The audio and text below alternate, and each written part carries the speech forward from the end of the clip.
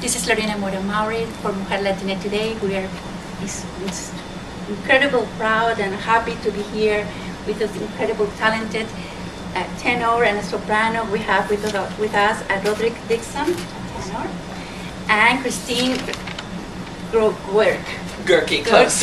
Nobody gets this right. This is all right. Yes. They're part of tomorrow the Cincinnati May Festival this weekend, and it's impressive. And how you found the passion to become a tenor? Church. I was born and raised in South Ozone Park, Queens, New York. As a matter of fact, Christine and I were talking about that, because so was she. 20 blocks away from each other. We didn't know this until yesterday. You know, go figure. South Ozone Park and Ozone Park and Howard Beach. Yes. Yay. But church, music is a big part of my life, and my father listened to classical music in the car, and my mother was also wanted to be a soprano and study opera, and I didn't know that until I was 20. But I heard these operatic sounds in church every Sunday, and so I just imitated them, and I sang because it was what we did in church, sing. And I was a boy soprano first, and then went to school and trained, and then I later became a tenor. And I was classically trained at Mannes College of Music, went to Lyric Opera Center for American Artists in Chicago, and I started professionally, and here I am today, 20 years later, here at the May Festival with these wonderful, obviously great, talented, world-class singers, and the May Festival has been beautiful. Cincinnati's wonderful, and the whole music community here in Cincinnati is thriving, and we're just happy to be here. Can you please tell me who told you would do it? Well, there are a couple of people. First and foremost, my parents, who instilled in me a sense of integrity and dignity about what it is that I was doing at the time. Second of all, there was a Dr. Charles Kaufman from Mannes College of Music who said, "You can do this." And then there was another lady who taught me how to sing at 16 years old, 17 years old, how to thread the needle through the passage, Miss Barbara Mahanjan. And then, of course, my latest friends and colleagues here, you wouldn't believe it, but Maestro James Conlon and his lovely wife Jennifer Conlon came along and pointed to me and said, "Let's go." Tell us, Christina, because probably your life was just different. You're supposed to be a different girl, Yeah. and then suddenly, Mom, I want to be a soprano. Tell me about that road, the road to become you. Well, I actually had no intentions of being a singer whatsoever. There was no musicians in my family. We had no singers. We had no instrumentalists. My father was a huge Artie Shaw fan, so clarinet was big in my house.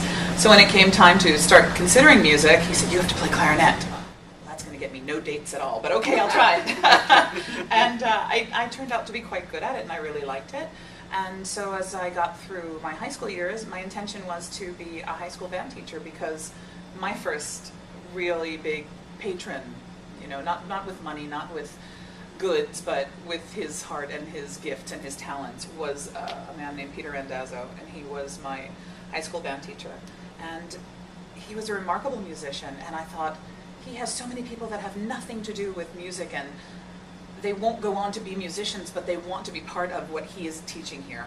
I want to do that too. I want to bring that kind of joy and that kind of excitement and that kind of confidence to kids. So I went off to go study music education as a clarinet major, and when I arrived, I went to State University of New York at Fredonia for 1 semester, and we all had to take sight singing exams. So they will hand you a piece of music just to see if you can read it, and you sing it to them. Whether you're a musician that plays an instrument or you're a singer, you all do this test. So I did this, and they were more impressed with my voice than my clarinet playing, which was very annoying after so many years of study. And I thought, you know what, maybe I will be a choral teacher. So I began to study at State University of New York at Stony Brook on Long Island, where I'm from. And I was lucky enough to be a participant in a workshop given by the amazing conductor Robert Shaw. And I just was in the chorus, and it suddenly dawned on me that I can't do this. I can't be a conductor who can hear everything. What conductors do is astonishing to me. They hear, 50 parts in the orchestra. They hear 15 parts on stage in the voices. They hear everything. I can't imagine this. God bless them, but I can't imagine this. So I thought, okay, I had a few people telling me that perhaps I could sing, and I started to study voice. And I was very lucky because I had an amazing teacher at Stony Brook named Elaine Bonazzi. And she was the first person that said, maybe you should try this. And I did. And I was lucky enough to have been accepted into the Young Artist Program, the Lindemann Program at the Metropolitan Opera.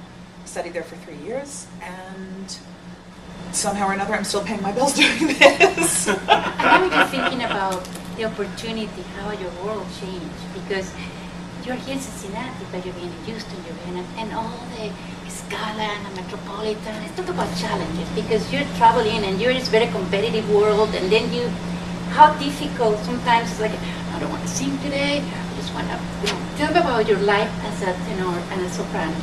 Do you want to go first? Yeah, Sure, there are days you just don't want to sing. You know, think about the days when you don't want to go to work and you wake up with a cold. They're terrible and they're awful, and none of us want to go to work when we feel that way, but imagine that all of that is going on and you have to sing for a living. Mm-hmm. And sometimes we don't have the choice of saying we're just going to stay home. So we've got to sort of head to the drugstore and get whatever we can and feel as good as we can and just try to do our job. And that's where our teachers come in. I'm sure you'll agree. Our vocal teachers, mine especially, I mean, I'm sure yours did as well, but we would go in and have lessons specifically when we weren't feeling good, because there are days when you're not, and you have to know what to do. You know, it's all about using your muscles the right way, even if you're not feeling well. You know, there is a lot of competition, but I mean, I hate to take the drama away. Sorry, most opera singers are pretty nice, and we support each other. It's a community, because what we do is we travel. We're not at home all the time. And, you know, our colleagues become our family, you know, and we run into the same people all the time. And God bless the internet, and God bless Facebook and Skype, because before all of this, it was such a lonely thing. I mean, I started singing, I think I'm older than you are, but I started singing just when we started to have the internet. And it is such a lifeline for me and for many of my singer friends. I can't imagine doing this without that, because just the loneliness factor. It's amazing what you say. It's true. We get to go to different parts of the world. You know, I'm thrilled to be here, and I'm thrilled to be working with these colleagues. I leave on Sunday morning, and on Monday I fly to France to start working in a place I've never worked before. And that's exciting, but at the same time, we have to brush off the language of the place we're going, which sometimes we're fluent in and many times we're not. Yeah. And then we're working with new colleagues and new conductors in a place we've never been before. So yes, it's exciting to go to a different place, but at the same time, we're just going to work every day. It's another way New to work. beginning. It is. It's a new beginning every time. That's right. Yeah, and I concur with her. It is a challenge to start anew every place you go. And when I say that, even when you return, you're still starting anew, because you're meeting new colleagues, some old, some new. And I tell you something funny. When you talk about a community, you can really find the evidence of that on stage when you're not feeling well and a colleague gives you that look.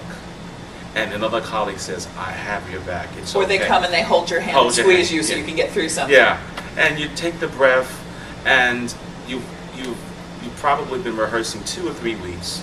You open, you're somewhat tired because you've had these rehearsals and you're trying to make sure your character, your scene, you're supporting the production, you're doing what you need to do, and then you have to call home, speak to family, check in with mama, check in with your wife, or your wife is working, she's traveling, checking You with the eat kids. dinner, you know. Right, exactly. Yeah. Normal life. When Normal you life. Did the kids do their homework? Yeah. All Yeah. of these things. You're tied into so much, and it's amazing as a human being how much we can actually be our brother's keepers. You know, when I'm at this stage, I dream, and I go to all these wonderful places thanks to you. But tell me about you there, dress up, you know, with all these and you know, singing. Tell me about that experience, because as an audience, I'm there. I'm traveling thanks to you. But tell me about the experience to be there singing to us. Oh, I think it's the most selfish thing in the world. Really? you I'm get to so dress happy. up, don't you? Yeah, I'm not gonna lie, I like to dress up a little bit. A little bit. You know the best part? I do not have to wash any of the stuff when I'm done like I do at home, so that's great. But it's, you know, it's amazing because I find as an audience member when I go to watch something, when I see the people on stage enjoying themselves, that translates over the footlights and I become part of what's going on. And so I do say it's selfish because we have the best job in the world. It's so much fun. There's so much work that goes into it. I don't want to make it seem like we sort of roll out of bed and just be loud and get paid, because that's not how it happens. Yeah. But once you make that step onto the stage, you get to leave your whole world behind for 3 hours, and you get to leave all of the problems behind, and you get to be someone else in another place. It's an escape, and it's magic, and it's a gift for us. So if a little teeny part of that comes across the footlights, then we've done our job. And when the people applaud, Yeah. you just feel it. You just Yeah. want to hear that. It's like I did a good job or something.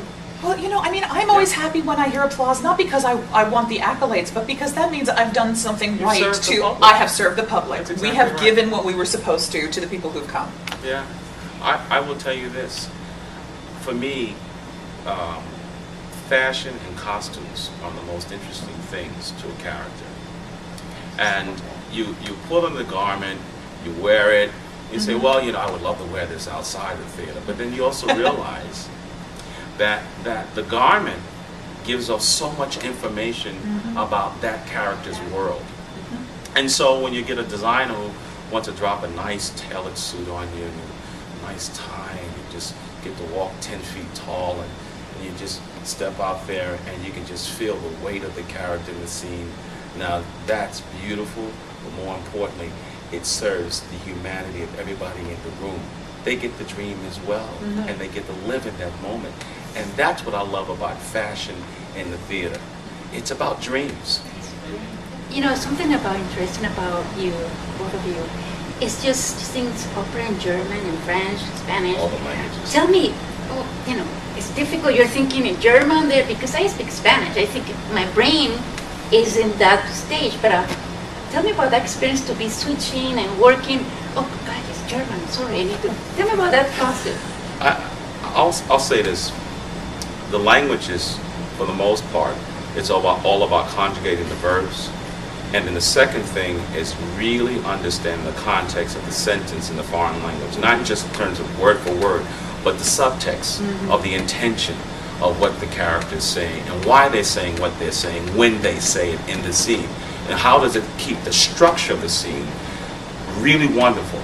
Because if you don't pay attention to those details in each language, then you lose all the meat and potatoes to the reason why the characters are so important and so beloved for so many years. 150 years or so. Most of our operas, for the most part, that sell the most globally, or within the 5 to 10 range of operas, the greatest hits. Those characters are beloved because those scenes are well built.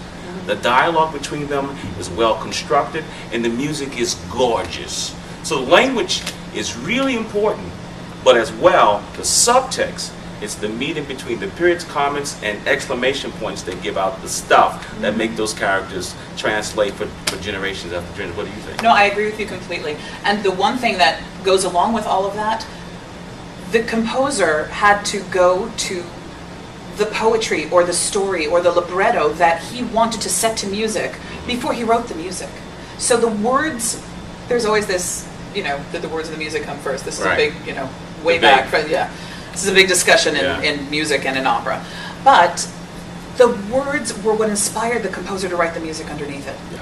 The words were there first. Nobody wrote an opera and then just kind of randomly threw in words, because of course you have to, in any language, whether it's English or Spanish or Italian or French or German or Russian, God bless Russian. I love Russian opera, but thank you, no, I can't do it. I know, look it, got it. But it's, the music is the composer's way of telling you how he heard a particular sentence or a particular emotion. There's so many different ways to say one sentence. You can say it angrily, you can say it lovingly, you can say it sorrowfully, you can... Sarcastically. There's so many different ways you can do it. And the composer will so clearly give you the emotion that you need. And then it's our choice to decide, do we play against the music? Do we decide to use the music? How is the person who's giving us the line before? It's just like going to a straight play with no music. Yeah. We have to play off of the way that something is given to us. So if I were to say to you, I love you. If I were to say, I love you, that would be one way. I would say, I love you. Right. You know, the way someone delivers something to you, it affects the way we give something back. And we're talking about using the language. It's difficult because, as you know, if you wanted to say something in English and say the same thing in Spanish, you would not necessarily accent the same words to Right. make the same emotion. Right. Every language is this way, so that's what we need to know about our languages in order to be careful about and specific about how we say what we want to say.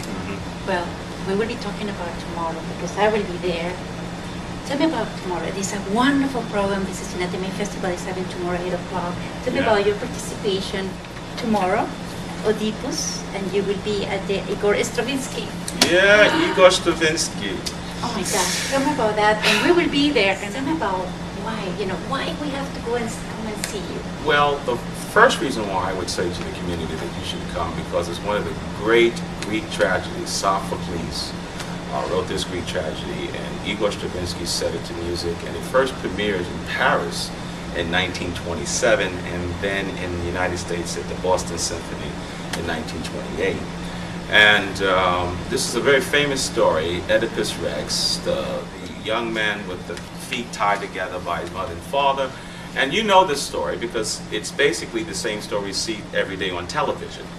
Full of drama, very convoluted, completely nuts, and twisted. But basically, the story goes this way. Oedipus' mother and father, Laius and Jocasta, were told an oracle that their son would be born, he would kill his father, marry his mother, and have children by his mother, which is a twisted story. How are you going to play Oedipus? Yeah. Carefully. Well, I'm a little nuts too. So if you come see this opera oratorio, if you come see it, you're going to see a modern day version on stage in a very formal, semi-stage production of Oedipus Rex, where we don't stand there like stones, because Igor Stravinsky really wanted the singers to stand there and just sing and have no emotion, and that the music would deliver this story. But there is some movement to this current production with Maestro James Conlon at the May Festival tomorrow night. And when you come, you will see the male chorus, the soloists, try to deliver this wonderful, convoluted, crazy, twisted story. I guarantee you it's worth the price of admissions. So come to the May Festival, see Oedipus Rex. It will meet your expectations of being crazy.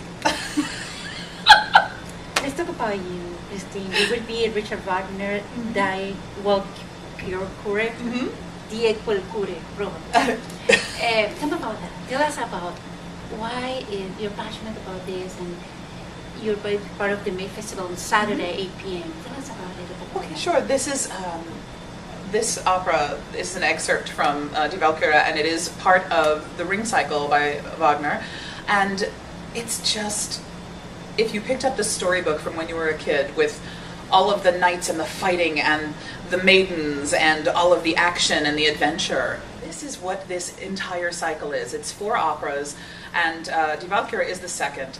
And it's the first one where we see Brunhilde, who is the woman that I am portraying. And in this one, she's sort of Xena warrior princess. And her father, she's a demigod, and it's all about the gods and how they try to survive amongst the mortals, and she is basically just a full of energy teenager in this one, and she is her father's best loved child, and her father's having a rough time of it. And he's gotten into quite a pickle, as it were, with a couple of mortals. And his wife's not too happy about it. But she knows, Brunhilde knows, that he doesn't want to hurt anyone. And especially, he does not want to hurt this man, Siegmund. And he tells her, do not save this man. He is going to go into battle. It is not for you to save him. Now, Brunhilde is a Valkyrie. So she and her sisters ride around on flying horses, as you do. And you go into, I do, so much faster than the bus. They go into battle and they collect all of the fallen heroes, because the fallen heroes will come to Valhalla, which is where all the gods live, and they will become part of Wotan's army. So normally her job would be to go and see this man Sigmund and say, I am here to collect you, you're a great warrior, we want you to come and be in Valhalla with us. Well, Sigmund is in love with Sieglinde, which is where the whole problem started, and you're going to have to read up on this, because if I told you the whole story, we'd be here for 6 hours. But he does not want to leave her because he loves her so much, and even though her father specifically said not to defend him, she knows that her father wants him to be safe, so she agrees to defend him. So when he goes into battle, she tries to defend him, and her father comes, and he takes all the protection away, and Sigmund is killed. And she is in hot water, big hot water. So the scene that is going on, sorry, lots of backstory with this one. You have to. You have to, and that's not even half the backstory I should have given you. But the scene that is happening here is that he has come to her and he has found her after she's done this, because she ran away to go hide Sieglinde to save her. But her father is completely livid, because he now had to not only witness the death of this man that he loved, but in effect he had to kill him. Yeah. So, Double entendre. which is, the worst thing in the world. So his favorite daughter, he has to come and he has to punish her. And what he does, they have a long conversation, and she says, but I did what you wanted. How many fathers know this with their teenage daughters? But I did what I thought you wanted. And he said, that's not the point. And so he has to punish her, and what he does is he condemns her to sleeping eternally, or until the right man comes along, isn't that always the way, on this mountaintop. And she begs him to surround the mountaintop with fire so that only a true hero will find her. And he takes her superpowers away, and he agrees because he loves her so much. And the end of this scene, goosebumps, it's the saddest thing in the world, because he puts her to sleep, and it's like he kisses her goodnight like a little child, and he never gets to see her again. So it's terribly sad, but the music is spectacularly awesome. You should come and see this, please. We need violins for that moment. Yeah. Well, we will be here tomorrow. We will be there. But to conclude the interview, because I can talk, a lot. But tell me about, I see you working, you have recording, you have done almost everything. When you look back and I say, I did it, I finished, or maybe I have something else to do. What is your something else to do? Or you have too many things to still to do? To give it back. Someone else out there, or a multiplicity of people out there waiting for me to get to my finish line. My wife, Alfreda, and I are both artists, and we perform both in classical and classical crossover. And so the whole idea here is to build up the storehouse and to write the checks for others who need help along the way and give it back and be a part of their lives. We need to make it to our finish lines, both in terms of our careers, a body of work, so we can give it back in that way.